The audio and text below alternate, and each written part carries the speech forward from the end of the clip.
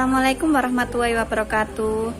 Selamat pagi anak-anak, tetap sehat, tetap semangat ya.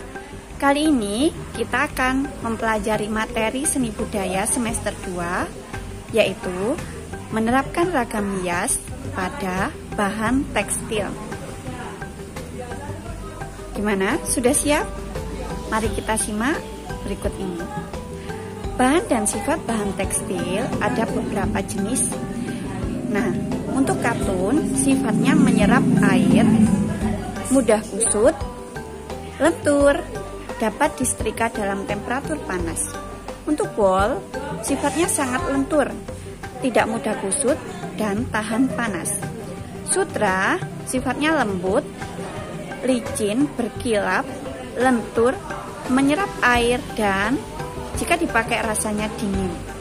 Untuk polister dan nilon tidak tahan panas, mudah kusut, kuat, dan jika dicuci sifatnya cepat kering. Nah, itu tadi sifat dan bahan tekstil. Bahan tekstil bisa diterapkan dalam batik, tenun, sulam, bordir, sablon, dan lukis. Pada bahan-bahan tersebut bisa diterapkan.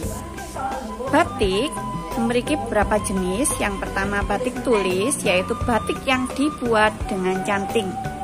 Batik cap, yaitu batik yang dibuat dengan alat cap. Batik celup ikat dibuat dengan mengikat kain terlebih dahulu, kemudian dicelupkan ke pewarna.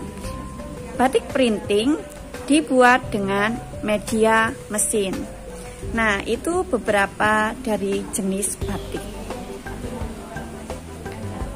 Selanjutnya, contoh beberapa gambar batik. Ada batik tulis, batik cap, dan batik celup ikat.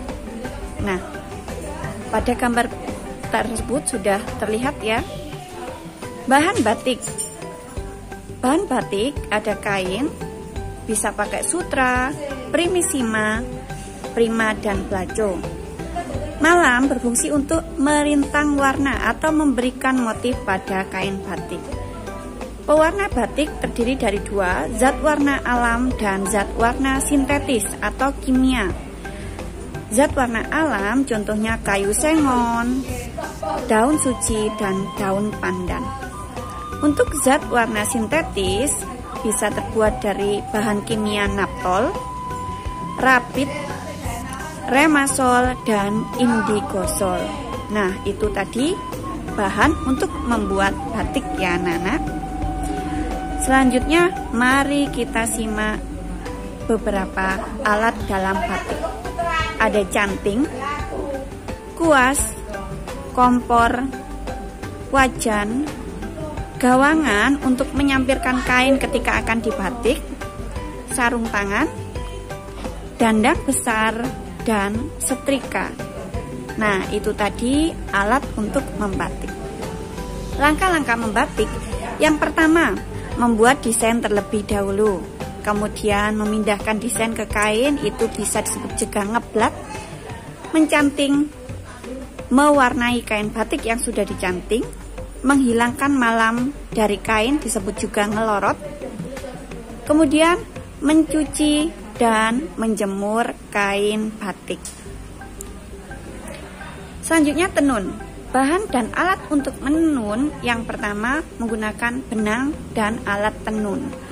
Proses pembuatannya yaitu menyiapkan alat tenun bukan mesin, kemudian masukkan benang lungsi yang ditata secara vertikal, kemudian masukkan benang pakan, susun sesuai desain, dan rapikan. Ini contoh adalah proses pembuatan tenun dan beberapa jenis hasil karya tenunan. Sulam. Bahan dan alat yang pertama adalah benang, jarum, kain, dan pemidang.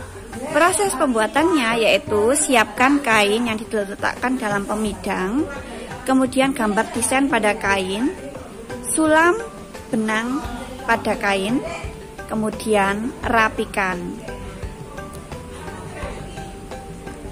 Selanjutnya, contoh hasil sulaman. Nah, seperti itu. bisa pakai sulam pita atau sulam benang. Bordir. Bahan dan alatnya yaitu siapkan alat bordir, kain, dan benang. Proses pembuatannya karena bordir menggunakan mesin, jadi tinggal menggambar desain pada kain, kemudian bordir sesuai desain dan rapikan. Nah, ini contoh mesin bordir, dan kemudian ini contoh masker yang ada motif bordirannya. Hasilnya lebih rapi daripada sulam. Sablon. Bahan dan alat. Yang pertama, screen, bahan afdrek, kaca, plastik mika, kaos atau kain yang akan disablon. Proses pembuatannya yang pertama membuat desain pada plastik mika. Kemudian siapkan screen yang sudah dilapisi bahan afdrek, sinari pada sinar matahari. Setelah itu semprot screen dengan air sehingga desain terlihat pada screen. Letakkan screen pada kaos, tuang cat pada screen, kemudian ratakan. Setelah itu angkat screen dari kain. Proses pembuatan sablon agak lebih rumit daripada proses pembuatan yang lainnya. Nah, seperti itu, ada screen yang diratakan. Nah, dan contohnya lukis. Kalau teknik lukis itu lebih mudah, yaitu dengan menggunakan cat khusus, cat tekstil, kuas, kaos atau kain.